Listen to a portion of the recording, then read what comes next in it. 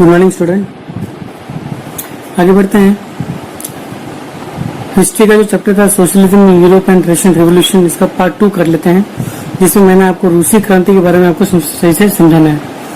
क्रांति मैंने आपको बताया था कि जब बड़े पैमाने के ऊपर किसी सामाजिक परिवर्तन के लिए या राजनीतिक परिवर्तन के लिए जो मूवमेंट किया जाता है, जो आंदोलन किया जाता है, उसी को हम क्या कहते हैं? क्रांति कहते हैं। ठीक है। तो यूरोप के सबसे पिछड़े औद्योगिक देशों में से एक रूस था। रूस में यह समीकरण एकदम उल्टा था। 1917 की अक्टूबर क्रांति के जरिए रूस की सत्ता पर समाजवादियों ने कब्जा कर लिया था। 1917 में क्या हुआ था? अक्टूबर क्रांति हुई थी। इसी अक्टूबर क्रांति में क्या हुआ था कि रूस की सत्ता पर कौन आया था? समाजवादी आ गए थे। ठीक है, जो समाज के सुधार चाहते थे। इन लोगों ने रूस की सत्ता पर अपना कब्जा कर लिया था। फरवरी 1917 में राजशाही के पतन हुआ और अक्टूबर की घटनाओं को ही अक्टूबर क्रांति कहा जाता है। यानी 1917 में क्या हुआ? राजा का जो शासन था उसका पतन हो गया और अक्टूबर की जो घटनाएं थी, अक्टूबर जो भी काम हुआ, जो भी घटनाएं घटी, उसी को अक्टूबर क्रांति कहा गया है। अब ऐसा क्यों हुआ? कैसे हुआ? क्रांति के समय रूस की सामाजिक और राजनीतिक हालत कैसे थे?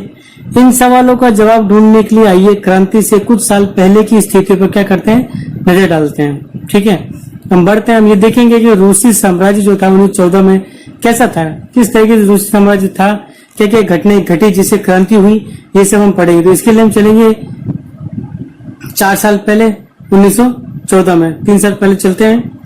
देखिए 1914 में रूस और उसके पूरे साम्राज्य पर जार निकोलस द्वितीय का शासन था। शासन किसका था? Tsar Nicholas. ठीक है, जार वहां के शासक को कहा जाता था। मॉस्को के आसपास पड़ने वाले भूत क्षेत्र के अलावा आज का Finland, Latvia, Lithuania, Estonia, Poland, Ukraine, Belarus के कुछ हिस्से रूसी साम्राज्य के अंग थे। यानी कि जो देश है, जो आज के जो देश है, ये रूसी साम्राज्य के अंग माने जाते थे उस समय। रूसी साम्राज्य के इनके ऊपर अपने क्या था? कब्जा था। अब यह जो साम्राज्य है, ठीक है ना, यह साम्राज्य प्रशांत महासागर तक फैला हुआ था। कहां तक फैला हुआ था? प्रशांत महासागर तक यह साम्राज्य फैला हुआ था। और आज के मध्य एशियाई राज्यों के साथ साथ जॉर्जिया, आर्मेनिया, अजरबैजान भी इसी साम्राज्य के अंतर्गत आते थे। रूस में ग्रीक ऑर्थोडॉक्स चर्च से उपजी शाखा रूसी ऑर्थोडॉक्स क्रिश्चियनिटी को मानने वाले बहुमत में थे। तो रूस में क्या था? ग्रीक ऑर्थोडॉक्स, ग्रीक यानी ग्रीस एक देश है, वहां पे जो रूढ़िवादी जो चर्च के पादरी वगैरह हैं, ठीक है ना, उनकी शाखा से रूसी ऑर्थोडॉक्स क्रिश्चियनिटी को मानने वाले जन्म हुए थे, शाखा बनी थी। इस शाखा को मानने वाले बहुत ज्यादा लोग थे। ठीक है, लेकिन इस साम्राज्य के तहत रहने वालों में कैथोलिक, प्रोटेस्टेंट, मुस्लिम और बौद्ध भी शामिल थे। ठीक है, यानी जो रूसी साम्राज्य उसमें कैथोलिक भी रह रहे थे, प्रोटेस्टेंट भी रह रहे थे। दोनों शाखाएं किसकी? ईसाई की शाखा है। ईसाई धर्म की 2 शाखा थी, दोनों ही शाखा के लोग वहां पर रहते थे। मुस्लिम भी थे कुछ, तो कुछ बौद्ध धर्म के लोग भी थे। ठीक है, अर्थव्यवस्था और समाज, यानी उस रूस की अर्थव्यवस्था कैसी थी और समाज कैसा था। तो देखें तो 20वीं सदी की शुरुआत में रूस की आबादी का एक बहुत बड़ा हिस्सा खेती बाड़ी जुड़ा हुआ था। यानी अर्थव्यवस्था उनकी किस पे टिकी हुई थी? खेती बाड़ी पे टिकी हुई थी, फार्मिंग पे थी। रूसी साम्राज्य की लगभग 85% जनसंख्या आजीविका के लिए खेती पर आश्रित थी और खेती पर आश्रित जनता का प्रतिशत इतना नहीं था। उदाहरण के तौर पर फ्रांस और जर्मनी में खेती पर निर्भर आबादी 40 से 50% से ज्यादा नहीं थी। ठीक है ना, जबकि रूस के अंदर 85% संख्या किसमें लगी हुई थी? खेती बाड़ी में ही लगी हुई थी। ठीक है, रूसी साम्राज्य के किसान अपनी जरूरतों के साथ साथ बाजार के लिए भी पैदावार करते थे। बाजार के लिए भी इनको क्या करना? अनाज का उत्पादन करना है। ठीक है ना, और क्यों करना है? क्योंकि रूस उस समय अनाज का एक बहुत बड़ा निर्यातक था। निर्यात का मतलब होता है बेचना। ठीक है दोस्तों, निर्यात का मतलब होता है बेचना। तो बेचा गया था, इसी वजह से क्या था? सबसे बड़ा निर्यातक मानते थे इसको। पैदावार बहुत ज्यादा कर रहे हैं, खुद की जरूरतों को तो करना ही है, साथ ही साथ अपनी अच्छी पैदावार के लिए बेचा भी जाता था, निर्यात भी करते थे, ताकि उनको कुछ कमाई भी साथ साथ में होती रहे। ठीक है, अब देखिए उद्योग बहुत कम थे। सेंट पीटर्सबर्ग और मॉस्को प्रमुख औद्योगिक इलाके थे, यानी यहाँ पे उद्योग लगे हुए थे। हालांकि ज्यादातर उत्पादन कारीगर ही करते थे। ज्यादातर उत्पादन कौन करेगा? कारीगर करते थे। लेकिन कारीगरों की वर्कशॉपों के साथ साथ बड़े बड़े कल कारखाने भी मौजूद थे। यानी कारीगर अपने अपने वर्कशॉप में तो काम कर ही रहे हैं, साथ ही साथ बड़े बड़े कल कारखाने जो होते हैं, जो कारखाने, वहां पे भी ये काम कर लेते थे। ठीक है। बहुत सारे कारखाने 1890 के दशक में चालू हुए थे। अब जो बहुत सारे कारखाने थे, इसमें से वो हुए थे 1890 के दशक में। और उसी दौरान जब रूस में रेल नेटवर्क को फैलाया जा रहा था, तो रेल नेटवर्क जो है वो इसके उद्योग को फैलाने के लिए ही जो है, कच्चा माल को उद्योग तक पहुंचाने के लिए बनाया जा रहा था, जाल इसका बिछाया जा रहा था। 1890 के दशक में चालू हुए थे ये। ठीक है। उसी समय रूसी उद्योगों में विदेशी निवेश भी तेजी से बढ़ाया था। मैंने उस समय ऐसा समय भी आया था कि रूस में जो विदेशी निवेश होता है, जब बाहर के जो बिजनेसमैन होते हैं दूसरे देश में अपना निवेश करते हैं, पूंजी का निवेश करके दूसरे देश में कोई शाखा जो है उसका शाखा खोलते हैं, उत्पादन की शाखा खोल देते हैं। जैसे भारत के अंदर भी कई देशों ने अपनी फैक्ट्रियां लगा रखी, जैसे सैमसंग की अपनी फैक्ट्री लगी हुई है यहाँ पे, जो कि दक्षिण कोरिया की कंपनी है। ठीक है ना। साथ ही साथ बहुत सारी कंपनी ऐसी हैं, नेस्ले की है, जैसे हुंडई है, मारुति सुजुकी है। ठीक है। ये सब कुछ ऐसी कंपनी है जो बाहर की कंपनी है, लेकिन उन्होंने अपना इन्वेस्टमेंट कर रखा भारत के अंदर, भारत को मार्केट के रूप में इसमें स्थापित कर रखा है। ठीक है। इसे विदेशी निवेश कहते हैं। यानी विदेशी निवेश किसको कहेंगे? जब विदेश में स्थित जो कंपनी है वो किसी दूसरे देश में अपनी शाखा स्थापित करने के लिए पैसा डालती है, निवेश करती है, पैसा उसमें लगाती है, उसी को हम विदेशी निवेश कहते हैं। ठीक है ना। तो रूस में भी क्या हुआ कि उद्योगों में विदेशी निवेश तेजी से बढ़ा। इन्हीं कारकों के चलते कुछ ही सालों में रूस के कोयला उत्पादन में 2 गुना और स्टील उत्पादन में 4 गुना वृद्धि हो गई। पहला जो कोयला उत्पादन कम हो रहा था उसमें 2 गुना हो गया और स्टील उत्पादन 4 गुना बढ़ गया। ठीक है ना, 4 गुना बढ़ गया। अब देखिए, सन 1900 तक कुछ इलाकों में तो कारीगरों और कारखानों मजदूरों की संख्या लगभग बराबर हो गई थी। यानी जो कारीगर है और कारखानों जो मजदूर है उनकी संख्या क्या होगी? बराबर हो चुकी थी। ज्यादातर कारखाने उद्योगपतियों की निजी संपत्ति थी। ठीक है। यानी निजी संपत्ति यानी प्राइवेट कंपनी की थी, प्राइवेट लोगों की खुद की थे, अपने थे। मजदूरों को न्यूनतम वेतन मिलता रहता था और काम के घंटे निश्चित हो, इस बात पर ध्यान रखने के लिए कौन? सरकारी विभाग की बड़ी फैक्ट्री पर नजर रखा जाता था। यानी सरकारी विभाग क्या करता था कि वो ये ध्यान रखता था कि भाई मजदूर जो है उनको न्यूनतम वेतन मिलता भी रहे और काम के घंटे भी निश्चित हो। इन सब चीजों पर नजर वो रखते थे। लेकिन क्या थी कि जो फैक्ट्री इंस्पेक्टर भी नियमों का उल्लंघन को रोक नहीं सकते थे। कारण है तो वो रोक नहीं सकते, उसका कारण ये है कि पूंजीपति जो लोग हैं उनको रिश्वत देके अपना काम करवा लेते थे। कारीगरों की इकाइयों और वर्कशॉपों में काम की पारी प्राय 15 घंटे तक खींच जाती थी, जबकि कारखानों में मजदूर आमतौर पर 10 से 12 घंटे की पारियों में काम कर लेते थे। देखो, कारीगरों की जो इकाइयां हैं और वर्कशॉप में काम की जो पारी है प्राय 15 घंटे की थी, है ना, 15 घंटे तक खींच जाती थी, जबकि कारखानों में मजदूर आमतौर पर 10 से 12 घंटे की पारियों में काम करते थे। कितने घंटों की पारियों में काम करते थे? 10 से 12 घंटे की पारियों में ये काम करते थे। ठीक है। मजदूरों के रहने के लिए भी कमरों से लेकर डॉर्मेंट्री तक तरह तरह की व्यवस्था मौजूद थी। मजदूरों के लिए क्या कर रखा था? कमरे भी थे, साथ साथ में उनके लिए टेंट वगैरह भी लगा के रखे हुए थे उनके रहने के लिए, ताकि उनको वहां पर रखा जा सके। सामाजिक स्तर पर मजदूर बटे हुए थे। सामाजिक स्तर जो था उस पर मजदूर कैसे थे? बटे हुए थे। अब बटे हुए कैसे होंगे? देखिए, कुछ मजदूर अपने मूल गांवों के साथ अभी भी गहरे संबंध बनाए हुए थे। जहां से वो आए थे वहां पे आज भी उसको मतलब ये अपना संबंध वहां से बना के रखे हुए थे। ठीक है। बहुत सारे जो मजदूर रहे हैं स्थायी रूप से शहरों में बस चुके थे। उनके बीच योग्यता और दक्षता के स्तर भी काफी फर्क था। सेंट पीटर्सबर्ग के एक धातु मजदूर ने कहा था, धातु कर्मी मजदूरों में खुद को साहब मानते थे। ठीक है। ये क्या बोलते थे? धातु कर्मी मजदूरों में क्या मानते थे? खुद को अपने आपको साहब मानते थे। उनके काम में ज्यादा प्रशिक्षण और निपुणता की जरूरत जो रहती थी। क्यों मानते थे? क्योंकि उनका जो काम ऐसा था जिसमें प्रशिक्षण की बहुत ज्यादा जरूरत पड़ती थी, निपुणता होनी बहुत जरूरी थी, यानी स्किल्ड पर्सन होना बहुत जरूरी था। आना था उसको, वो काम जरूरी है कि भाई वो काम एकदम परफेक्टली कर सके, मतलब उस तरीके से। तो 1914 में क्या हुआ कि फैक्ट्री मजदूरों में औरतों की संख्या 31% बढ़ गई, लेकिन उन्हें मजदूरों से, यानी पुरुष मजदूरों के मुकाबले पैसा जो है, मजदूरी जो है, बहुत ही कम दी जाती थी। ठीक है, ऐसे ही कुछ आज भी जो है चलता है। ठीक है ना। इन विभेदों के बावजूद जब किसी को नौकरी से निकाल दिया जाता था या उन्हें मालिकों से कोई शिकायत होती थी तो मजदूर एकजुट होकर हड़ताल भी कर देते थे। ठीक है ना। यानी जब कोई किसी को नौकरी से निकाल देंगे या उन्हें मालिकों से कोई शिकायत होगी तो मजदूर क्या करेंगे, एक साथ हो जाएंगे, यूनिटी बना लेंगे, अपनी यूनियन बना के क्या करेंगे, हड़ताल करते थे। ऐसा क्या हुआ था, ऐसा 1896 और 1897 के बीच में कपड़ा उद्योग में हुआ। 1902 में धातु उद्योग में से हड़ताल काफी संख्या में आयोजित की गई थी। यानी उस समय हड़तालों का जो सिलसिला था वो चलना शुरू हो गया था। लोग जो थे अपने अपने काम से, मालिकों से काफी नाराज थे, शिकायत थी, और इसीलिए वो ऐसा कार्य भी कभी कभी कर लेते थे।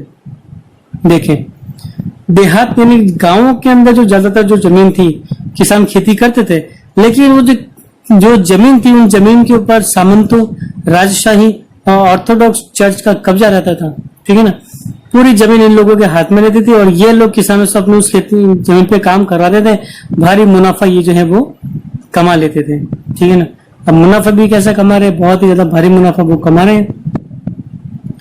किसान बहुत ही धार्मिक स्वभाव के व्यक्ति होते थे। इक्का दुक्का, मतलब कुछ अपवादों को अगर हम छोड़ दें तो वे सामंतों और नवाबों का बिल्कुल सम्मान नहीं करते थे। मतलब ये कुछ लोग थे जो सामंतों और नवाबों का बहुत ज्यादा सम्मान करते थे, बाकी सामंतों और नवाबों का बिल्कुल भी सम्मान नहीं करते थे।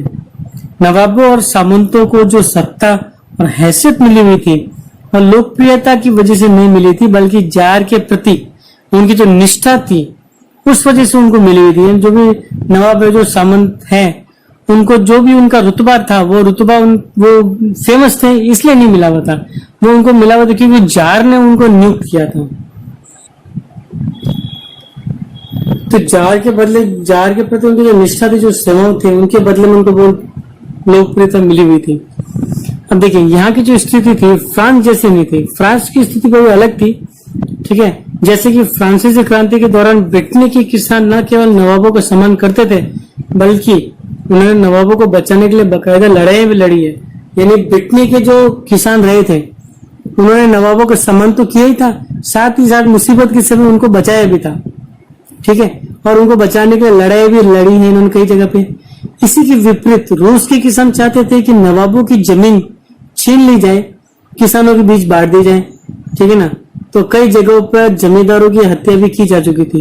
यानी कई जगहों पर इसी चीज के लिए कि भाई जमीन जो है वो अपने पास रखी है उन लोगों ने और हमें काम भी करवा रहे हैं, वेतन भी कम मिलता है, इसलिए वो जमीन जो इन्होंने क्या की, जमींदारों की हत्या भी इन्होंने कर ली थी। अब देखिए, आगे बढ़ते तो हम ये देखते हैं कि 1902 में दक्षिण रूस में, ठीक है ना, दक्षिण रूस में ऐसी घटनाएं घटी, बहुत बड़े पैमाने पर घटी थी 1902 में। लेकिन 1905 में तो पूरे यूरोप में, पूरी रूस में ऐसी घटनाएं घटने लग गई थी। ठीक है। अब हम आगे बढ़े तो हम देखते हैं रूस में समाजवाद। 1914 से पहले रूस में सभी राजनीतिक पार्टियां गैर कानूनी थी। मार्क्स के विचारों को मानने वाले समाजवादियों ने 1898 में Russian social democratic workers party का गठन किया था। ठीक। सरकारी आतंक के, अच्छा देखो, अब इसने क्या किया कि 14 से पहले राजनीतिक पार्टी गैर कानूनी मानी थी, यानी उनको कोई कानूनी रूप दिया हुआ नहीं था।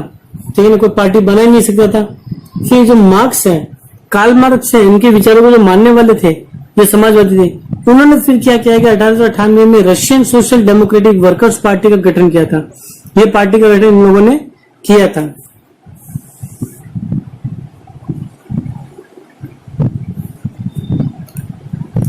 अब सरकारी आतंक के कारण, ठीक है, सरकारी आतंक के कारण इस पार्टी को गैर कानूनी संगठन के रूप में काम करना पड़ता था।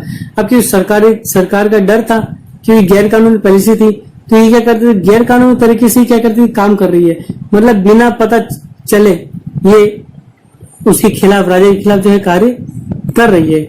अब इस पार्टी का एक अखबार निकलता था, ठीक है ना, इस पार्टी का क्या निकलता है, एक अखबार निकलता था, उसने मजदूरों को संगठित किया था और हड़ताल आदि कार्यक्रम उसने आयोजित कर लिए थे, ठीक है ना। इस पार्टी का क्या निकला, एक अखबार निकला था, मजदूरों को संगठित किया था और हड़ताल आदि कार्यक्रम उसने आयोजित करने शुरू कर लिए थे। किसने, Russian social democratic workers party ने किया था इस तरह का। अब कुछ रूसी समाजवादियों को लगता था कि रूसी किसान जिस तरह समय समय पर जमीन बांटते हैं उससे पता चलता है कि वह स्वाभाविक रूप से समाजवादी भावना वाले लोग हैं, ठीक ना। अब रूस में जो समाजवाद है उनको लगा कि जो किसान है, किसान क्या कर रहे हैं कि भाई जमीन समय समय बांट रहे हैं, समय समय बांट रहे यूं है कि पहले जो जमीन थी वो बटी हुई थी, फिर जैसे लगा कि थोड़ी जनसंख्या बढ़ गई है तो उसके अकॉर्डिंग क्या करते, जमीन को वापस बंटवारा कर लेते थे। तो अब क्योंकि सब किसान सब मिलकर ये काम कर रहे हैं, इससे उनको लगा कि भाई ये समाजवादी भावना वाले लोग, यानी समाज को परिवर्तन के अनुसार कार्य करने वाले लोग ये हैं। और इसी आधार पर उनका ये भी मानना था कि रूस में मजदूर नहीं बल्कि किसान ही क्रांति की मुख्य शक्ति बन जाएंगे, ठीक है। तो ये कहते थे कि जो किसान है, कि जो रूस है उसमें मजदूर क्रांति नहीं करेंगे बल्कि क्रांति कौन करेगा, क्रांति किसान करेंगे। कारण ये है कि किसान क्या है, यूनाइट थे, यूनिटी थी उनमें, एकता की भावना थी, इसलिए वे क्रांति का नेतृत्व भी करेंगे और रूस बाकी देशों के मुकाबले ज्यादा जल्दी समाजवादी देश भी बन जाएगा, ऐसा इनका मानना था। 19वीं सदी के आखिर में रूस के ग्रामीण इलाकों में समाजवादी काफी सक्रिय हो गए थे, ठीक है। 19वीं सदी के आखिर में क्या हुआ था कि रूस के जो ग्रामीण इलाकों में जो समाजवादी थे वो बहुत ज्यादा सक्रिय हो गए। सन 1900 में सोशलिस्ट रेवोल्यूशनरी पार्टी का गठन कर लिया। सन 1900 में सोशलिस्ट रेवोल्यूशनरी पार्टी बनी है। देखिए पहले एक जो पार्टी बनी थी वो सोशल डेमोक्रेटिक वर्कर्स पार्टी थी, फिर बाद में एक नई पार्टी बनाई गई थी सोशलिस्ट रेवोल्यूशनरी पार्टी, ठीक है। इस पार्टी का गठन किया गया। इस पार्टी ने क्या किया, तो इस पार्टी ने किसानों के अधिकारों के लिए संघर्ष किया। पहली बात, इस पार्टी ने क्या किया, किसानों के अधिकारों के लिए संघर्ष किया और मांग की कि सामंतों के कब्जे वाली जो जमीन है, ठीक है, सामंतों के जो कब्जे में जो जमीन है उन जमीन को फौरन किसानों को क्या कर दें, सौंप दे, ठीक है ना। इन जो सामंतों के अधीन में आने वाली जितनी भी जमीन उसको क्या किया जाए, किसको दिया जाए, सामंतों किसानों को दे दिया जाए। और ऐसा कहने वाले कौन थे, सोशलिस्ट रेवोल्यूशनरी पार्टी के लोग थे, ठीक। सामाजिक लोकतंत्रवादी खेमा समाजवादी क्रांतिकारियों से सहमत बिल्कुल भी नहीं था। लेनिन जो कि बोल्शेविक पार्टी का था वो ये मानता था कि किसानों में क्या है, एकजुटता नहीं है, वे बटे हुए हैं। कैसे बटे हुए हैं, तो कुछ किसान क्या थे, गरीब थे, तो कुछ किसान बहुत अमीर थे, कुछ किसान मजदूरी करते थे, तो कुछ किसान पूंजीवादी थे, ठीक है ना।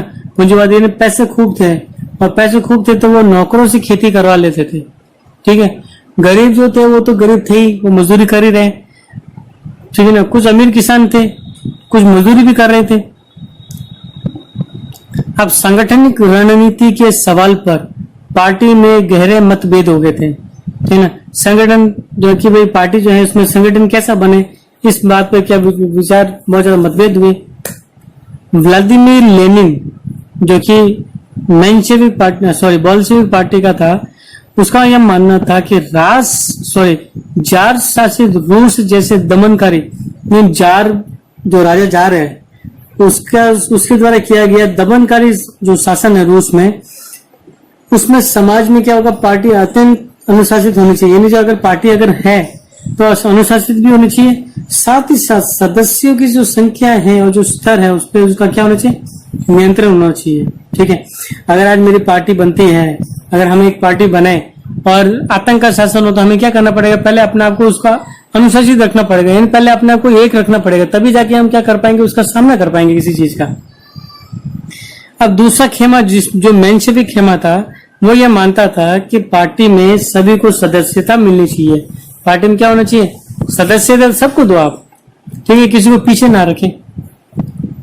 फिर उथल पुथल का समय जिसको 1905 की क्रांति कहते हैं, ठीक है। ये तो हमने क्या पढ़ा 1914 से लेकर अब तक का जो रूस था उसके बारे में हमने देखा है। अब हम ये देखते हैं कि क्रांति क्या हुई। तो रूस एक निरंकुश राजशाही था। निरंकुश का मतलब होता है जिसपे अंकुश ना लगाया जाए, जिसको रोका ना जा सके। अन्य यूरोपीय शासकों के विपरीत 20वीं सदी की शुरुआत में जार राष्ट्रीय संसद के अधीन नहीं था, ठीक है। जार क्या नहीं था? राष्ट्रीय संसद के अधीन जार नहीं था। उदारवादियों ने इस स्थिति को खत्म करने के लिए बड़े पैमाने पर मुहिम चलाई थी। जो उदारवादी थे उन्होंने कोशिश किया था कि भी किसी तरीके से हम क्या कर लें, जो कंडीशन है, जो ये जो स्थिति बनी हुई है उसको खत्म करें, ठीक है ना। तो 1905 की क्रांति के दौरान क्या हुआ, उन्होंने संविधान की रचना के लिए सोशल डेमोक्रेट्स और समाजवादी क्रांतिकारियों को साथ लेकर किसानों और मजदूरों के बीच काफी काम करना शुरू कर दिया था, ठीक है ना। यानी कौन कौन थे साथ में? सोशल डेमोक्रेट्स थे, समाजवादी क्रांतिकारी थे, साथ में किसान थे और मजदूर थे। इन सबको लेकर इन्होंने क्या किया, संविधान पे काम करना शुरू किया, ठीक है। आगे बढ़ते हैं।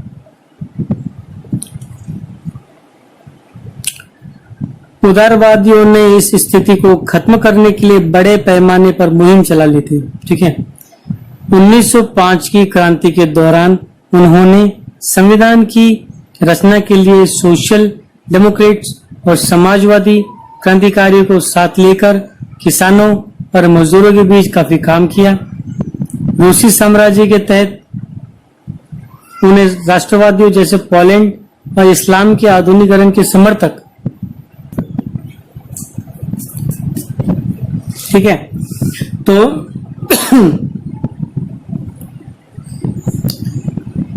रूसी साम्राज्य के तहत उन्होंने राष्ट्रवादी से पोलैंड एक देश है और इस्लाम के आधुनिकीकरण के समर्थक जदीरियो। देखिए जदीरियो कौन है? ये मुस्लिम बहुल इलाकों में रहने वाले वो लोग हैं जो इस क्रांति का समर्थन कर रहे थे, ठीक है। इन लोगों के समर्थन भी इनको मिलना शुरू हो गया। रूसी मजदूरों के लिए 1904 का साल बहुत बुरा रहा था। अब ऐसा समय आ गया कि 1904 का साल जो इनके लिए बहुत ही खराब रहा। क्यों रहा? इसके कई कारण है।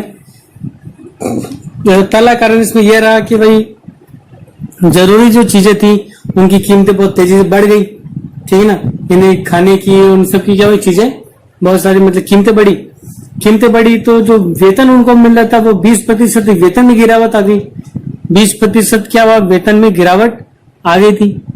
अब उसी समय भी क्या हुआ था कि जो मजदूर संगठनों की सदस्यता में भी तेजी हुई। मैंने पहले बताया था कि जो मजदूर संगठन थे वो बढ़ रहे थे लेकिन बहुत धीरे धीरे बढ़ रहे थे।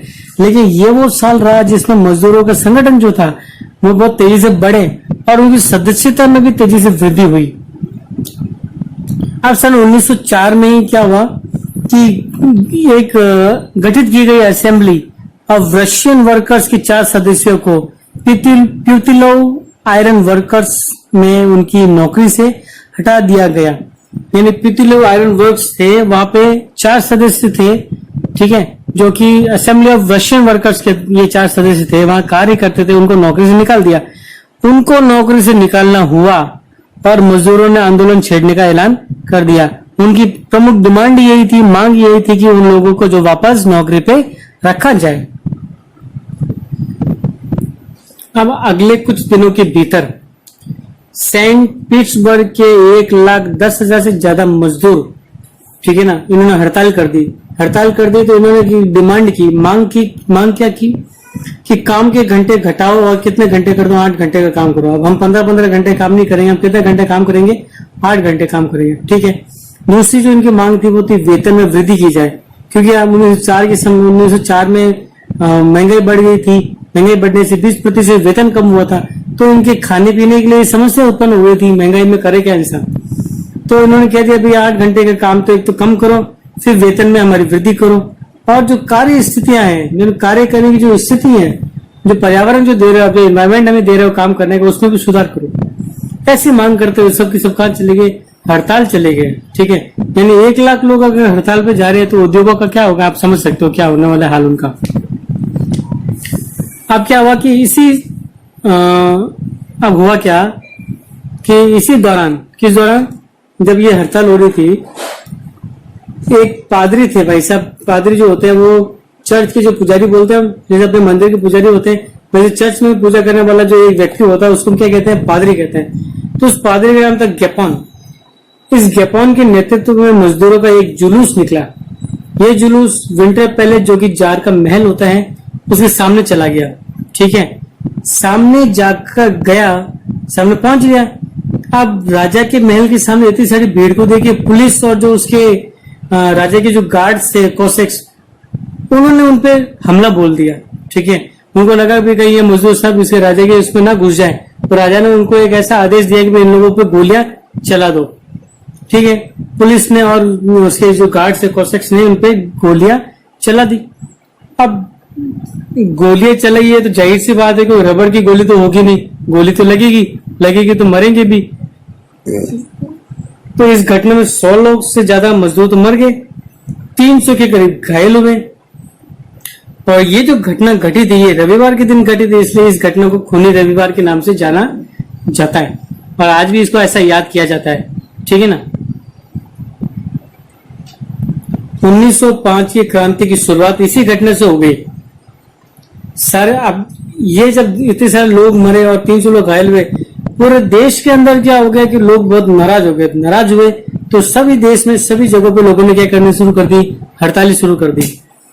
अब नागरिक स्वतंत्रता के अभाव का विरोध करते हुए, ये नागरिक जो है वो स्वतंत्रता के जो अभाव है उनको, स्वतंत्रता उनको नहीं मिल रही किसी भी फील्ड में, उसका विरोध करते हुए विद्यार्थी जो है उन्होंने भी अपने कक्षाओं का बहिष्कार करने लग गए।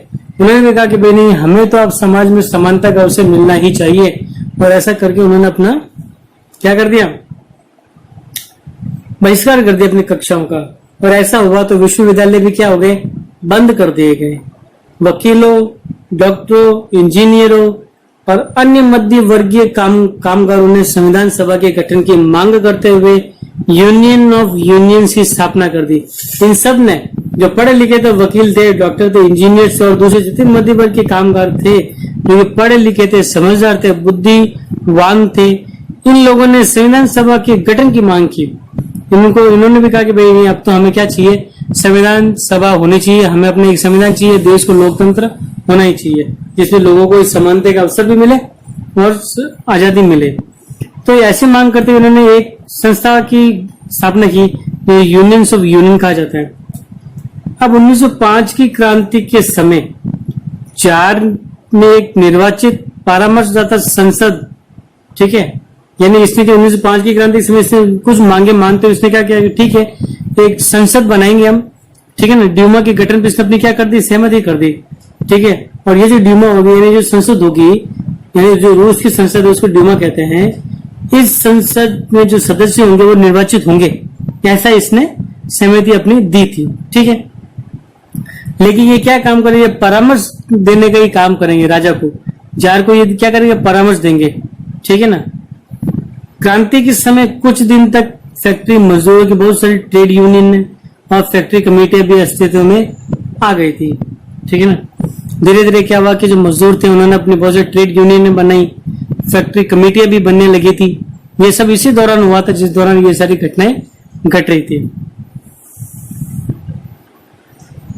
अब 1905 के बाद ऐसी ज्यादातर कमेटियां और यूनियन अनधिकृत रूप से काम करने लगी। क्यों काम करने लगी, अनधिकृत मतलब इलीगल काम कर रही थी ये। अब इलीगल काम कर रही है, कारण ये है कि राजा जो है उसने पहले इनको गैर कानूनी घोषित कर दिया, यानी जो ऐसी कमेटी है वो गैर कानूनी है, कानून के अनुसार है ही नहीं। तो ऐसी जो कानून के अनुसार नहीं, उनको क्या किया इसने, मना कर दिया कि भाई आप अगर ऐसा कोई करेगा तो सजा मिलेगी। तो अब ये क्या चुपके काम कर रहे हैं, इलीगल तरीके से काम कर रहे हैं। ठीक है, जार ने अब क्या किया था कि जिस ड्यूमा को मात्र 75 दिन के भीतर और पुनर्निर्वाचित दूसरी ड्यूमा को 3 महीने के भीतर बर्खास्त कर दिया। पहली बार जो ड्यूमा बनी, जो संसद बनी थी, जो परामर्शदाता संसद बने थे, उसको 75 दिन के अंदर खत्म कर दिया।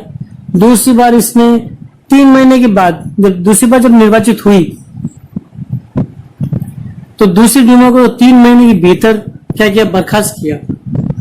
अब यानी पहले 75 दिन की जब संसद निर्वाचित होगी, 75 दिन हुए तो उसको भंग करके वापस उसको निर्वाचन करवाया। दूसरी बार 3 महीने हुए फिर उसको भंग करके वापस उसको निर्वाचन करवाया। क्यों करवाया? कारण यह था कि वह किसी तरह की जवाबदेही या अपनी सत्ता पर किसी तरह का अंकुश नहीं चाहता। वो नहीं चाहता था कि भाई मेरी शक्ति पर कोई अंकुश लगाए। ठीक है। अब इसी दौरान जब ये क्रांति की काम चल ही रहा था, उसी दौरान क्या हुआ कि पहला विश्व युद्ध छिड़ गया। और उस समय का जो रूसी साम्राज्य था कैसा था उसको हम देख लेते हैं। तो 1914 में दो यूरोपीय गठबंधनों के बीच युद्ध छिड़ गया। ठीक है ना। अब यूरोप के अंदर जो दो अलग अलग जो ग्रुप बने देशों के, इनके बीच में छिड़ा युद्ध। अब एक खेमे में जर्मनी था, ऑस्ट्रिया और तुर्की थे, इनको केंद्रीय शक्तियां कहते हैं। दूसरा खेमे में शक्तिशाली देश फ्रांस, ब्रिटेन और रूस थे। ठीक है। इसी गठबंधन में बाद में इटली और रोमानिया भी क्या हुआ, शामिल हुआ। इन सभी देशों के पास क्या था, विशाल वैश्विक साम्राज्य थे। वैश्विक साम्राज्य यानी विश्व के अलग अन्य देशों में भी इन्होंने अपने अपने कॉलोनियां बना रखी थी, साम्राज्य बना रखे थे। इसलिए युद्ध जो था यूरोप के साथ साथ बाहर भी फैला। यूरोप के बाहर भी युद्ध जो है फैल गया था। जाहिर सी बात है कि जब अगर वैश्विक रूप से जब उनकी अलग अलग कॉलोनियां होंगी तो वहां पे भी जरूर विरोध तो होगा ही होगा। अब जब इतना सब कुछ हुआ, जब यूरोप के बाहर युद्ध शुरू हो गया, यूरोप में भी युद्ध शुरू हो रहा है, बाहर भी युद्ध शुरू हो रहा है, विश्व के लगभग सभी देश इसमें आ गए। ठीक है ना। क्योंकि जिन देशों ने अलग अलग उपनिवेश बना रखे थे, उन्होंने उन देशों की संपदा को भी विश्व युद्ध में झोंक दिया था। जैसे ब्रिटेन के ऊपर ब्रिटेन ने भारत पे अपना कब्जा कर रखा था, तो भारत के संसाधनों को भी उसने, और भारत की जनता जो है, जो युवक है, उनको भी इसने युद्ध में झोंक दिया था। ठीक है ना। ऐसा ही हर देश ने किया लगभग, तो सभी को इसमें शामिल कर लिया गया जबरदस्ती बोली। अब क्योंकि लगभग विश्व शामिल हो गया, इसलिए ये पहला विश्व युद्ध कहलाया। अब इस युद्ध को शुरू में रूसियों का काफी समर्थन मिला। पहले तो लोगों ने इसका काफी समर्थन किया, जनता ने जार का साथ दिया। लेकिन जैसे जैसे युद्ध लंबा खिंचता गया, जार ने ड्यूमा में मौजूद मुख्य पार्टियों से सलाह लेना छोड़ दिया। जार यानी जो संसद है, संसद के अंदर जो अलग अलग पार्टी के जो लोग हैं, तो जो ड्यूमा के अंदर जो भी अलग अलग जो पार्टी थी, जो संसद के अंदर जो पार्टी चुन के आती है, उनसे इसने सलाह लेना छोड़ दिया। देखिए भारत में भी अगर प्रधानमंत्री कोई कानून बना रहा है तो संसद की मंजूरी लेनी जरूरी पड़ती है। लेकिन अगर वो संसद की मंजूरी लिए भी ना कार्य करना शुरू कर दे तो फिर संसद का मतलब नहीं रहेगा, और फिर जो अलग जो पार्टियां होंगी वो उससे विरोध में उतर जाएंगे, फिर लोकतंत्र मतलब खराब हो जाएगा। तो यहाँ पे जो शासक है, जो जार, उसने भी ऐसा करना मना कर दिया। तो क्या हुआ कि लोग उसके प्रति जो भी जन समर्थन था वो क्या हो गया, कम हो गया। जर्मनी विरोधी भावनाएं दिनों दिन बलवती होने लगी। जर्मनी विरोधी भावना के कारण अब लोग क्या थे, जर्मन के विरोधी हो गए थे और बहुत ज्यादा घोर विरोधी बनने लगे। उन्होंने क्या किया कि सेंट पीटर्सबर्ग का नाम जो था, ठीक है ना, ये सेंट पीटर्सबर्ग है, ये जर्मन नाम था, इसे नाम बदल के पेट्रोग्राड कर दिया इन्होंने। इन्होंने कहा क्योंकि भाई ये जर्मन नाम है और जर्मनी से नफरत कर रहे हैं, इसलिए इन्होंने नाम बदल के क्या कर दिया, पेट्रोग्राड कर दिया। ठीक है। अब देखिए जारेना, जारेना जार की पत्नी को जारेना कहते हैं। ठीक है। ये जो कि महारानी थी, इसका असली नाम अलेक्जेंडर था और ये खुद जर्मन मूल की थी। अब ये जर्मन मूल की थी और उसके जो घटिया सलाहकार थे, घटिया सलाहकारों में जो उसको बहुत ही घटिया सलाह देते थे, जो अपना काम करवा लेते थे, उनमें भी एक खास तौर से एक व्यक्ति था जिसका नाम था रासपुतिन। ये एक सन्यासी था। ठीक है ना। ये इसको बहुत ही भड़काता रहता था। तो इस सन्यासी ने राजशाही को और ज्यादा क्या कर दिया, अलोकप्रिय बना दिया, यानी लोग और इसको पसंद नहीं करने लगे थे। ठीक है। अब हुआ यह था कि प्रथम विश्व युद्ध के पूर्वी मोर्चे पे चल रही लड़ाई पश्चिमी मोर्चे की लड़ाई से भिन्न हो गई। पश्चिमी सैनिक पूर्वी फ्रांस की सीमा पर बनी खाइयों से लड़ाई लड़ रहे थे। ठीक है। जबकि पूर्वी मोर्चे पर सेना ने काफी बड़ा फासला तय कर लिया था। ठीक है ना। ठीक है। अब इस मोर्चे पर बहुत सारे सैनिक मौत के मुंह में जा चुके थे। पूर्वी मोर्चे पे फासला तय तो किया था, लेकिन काफी सारे सैनिक मरे भी थे और सेना की पराजय होने लगी थी, जिससे रूसियों का मनोबल क्या हुआ, टूट गया। फिर 1914 से 1916 के बीच में क्या हुआ कि जर्मनी और ऑस्ट्रिया के अंदर जो रूसी सेनाएं पहुंची थी, उन्हें वहां पे हार झेलनी पड़ी थी। ठीक है ना। और 1917 तक 70 लाख लोग क्या हो गए, मर गए। पीछे हटती रूसी सेनाओं ने रास्ते में पड़ने वाली फसलों और इमारतों को भी नष्ट कर डाला ताकि दुश्मन की सेना वहां टिक ही ना सके। मतलब अब ये हुआ कि जब ये पीछे हट रही थी तो पीछे हटते समय इसने क्या किया कि रास्ते में जो फसल आ रही है, फसलें जो थी, जो किसानों फसल उगा रखी थी, और साथ ही साथ जो उन्होंने बिल्डिंग बना रखी थी, जो उनके गृहिणी जो घर थे, उन सबको तोड़ते हुए ये हटे। ये एक तरह के सैनिकों की स्ट्रेटेजी होती है, उनकी रणनीति होती है। ऐसा करने से क्या होता है कि जो सेना आगे बढ़ रही है, दुश्मन देश की सेना, उनको वो फसलें ना मिल जाए, लेकिन फसलें मिलेगी तो उनको खाने का प्रबंध हो जाएगा, ठीक है। और घर आके बिल्डिंग सलामत रहेंगे तो उनको रहने की भी जगह मिल जाएगी, क्योंकि रूस एक ठंडा प्रदेश पड़ता है, साइबेरिया का, और सर्दियों के दिन थे और इतनी ठंडी में उनको अगर रहने के लिए मिल जाए तो मनोबल बढ़ जाएगा। इस वजह से उन्होंने क्या किया कि उनके मकान वगैरह तोड़े, फसलों को बर्बाद कर दिया, नुकसान कर दिया, ठीक है ना। इन हालात में सरकार और जार दोनों को अलोकप्रिय बना दिया। यानी अब लोग किसी भी तरीके से जार को और सरकार को मानने को तैयार ही नहीं थे, ठीक है ना। सैनिक भी क्या बेचारे युद्ध करते करते तंग आ गए, वे भी नहीं चाहते थे, अब लड़ना नहीं चाहते थे, वे भी अपने परिवारों के पास जाना चाहते थे, ठीक है ना। युद्ध से उद्योगों पर भी बुरा असर पड़ा। रूस के अपने उद्योग तो वैसे भी बहुत कम थे, अब तो बाहर से मिलने वाली आपूर्ति भी बंद हो गई, क्योंकि बाल्टिक समुद्र में जिस रास्ते से विदेशी औद्योगिक सामान आते थे उस पर जर्मनी का कब्जा हो गया। अब एक समय ऐसा भी आया कि जो बाल्टिक समुद्र का जो रास्ता है उस पर जर्मनी ने अपना कब्जा कर लिया। अब कब्जा करने से क्या हुआ कि जो उसको विदेश से जो सामान मिल रहा है, जो आयात हो रहा है, वो भी क्या हो गया, बंद हो गया। बंद हो गया तो खुद के उद्योग तो पहले ही बहुत कम थे और जो बाहर से आपूर्ति मिल रही वो भी कम हो गई, ठीक है ना। अब यूरोप के बाकी देशों के मुकाबले रूस के औद्योगिक उपकरण ज्यादा तेजी से बेकार होने लग गए थे, ठीक है ना। 1916 तक तो रेलवे लाइन भी क्या हो गई, युद्ध के कारण टूटने लग गई थी। अब युद्ध में क्या चाहिए, युद्ध लड़ने के लिए सैनिकों की जरूरत पड़ती है, और सैनिक जो होते हैं वो भी ताकतवर होना चाहिए, शारीरिक दृष्टि से अच्छे होने चाहिए, गठन अच्छा होना चाहिए उनका। तो जो भी अच्छी सेहत वाले जो मर्द थे उनको तो सबको युद्ध में डाल दिया, ठीक है ना। गांव गांव में घुस घुसा के उनको पकड़ के लेके गए, बेसिक ट्रेनिंग दी और युद्ध पे उनको भेज दिया गया। देश भर में मजदूरों की कमी पड़ने लगी और जरूरी सामान बनाने वाली छोटी छोटी वर्कशॉप ठप होने लग गई। ज्यादातर अनाज सैनिकों का पेट भरने के लिए मोर्चे पे भेजा जाने लगा, ठीक है। अब क्योंकि इतने सारे सैनिक हैं, काम कर रहे हैं, लड़ रहे हैं, उनको खाने के लिए भी तो चाहिए, तो ज्यादा से ज्यादा जो अनाज है कहाँ भेजा जा रहा है, सैनिकों के पास भेजा जा रहा है। शहरों में लड़ने वालों के लिए रोटी और आटे की किल्लत पैदा हो गई। अब शहरों में जो लोग रह रहे हैं उनके लिए, अब क्योंकि सारा अनाज तो वहां भेजे, तो यहाँ लोगों के लिए किल्लत पैदा हो गई, ठीक है। 1916 की सर्दियों में रोटी की दुकानों पर तो दंगे तक होने लग गए थे। ये कंडीशन जो थी रूस की थी जब उसमें विश्व युद्ध चला था, ये ऐसी स्थिति उसमें आ गई थी, ठीक है। कुछ शब्द हैं आपके लिए नए शब्द है, जैसे निरंकुश राजशाही किसे कहते हैं, तो राजा का बिना रोक टोक शासन को ही निरंकुश राजशाही कहते हैं। जदीदी क्या होता है, रूसी साम्राज्य में सक्रिय मुस्लिम सुधारवादी को जदीदी कहा जाता है। वास्तविक वेतन क्या होता है, यह इस बात का पैमाना होता है कि किसी व्यक्ति के वेतन से वास्तव में कितनी चीजें खरीदी जा सकती है, ठीक है। किसी व्यक्ति के वेतन से वास्तव में कितनी चीजें खरीदी जा सकती है, उसी को हम क्या कहेंगे, वास्तविक वेतन कहेंगे। अब यहाँ पे कुछ 2 प्रश्न दे रखे हैं, यह प्रश्न अपनी पुस्तक के ही 2 प्रश्न हैं, इन प्रश्नों का उत्तर आपको जो है करना है, ठीक है। बहुत बहुत धन्यवाद आपका।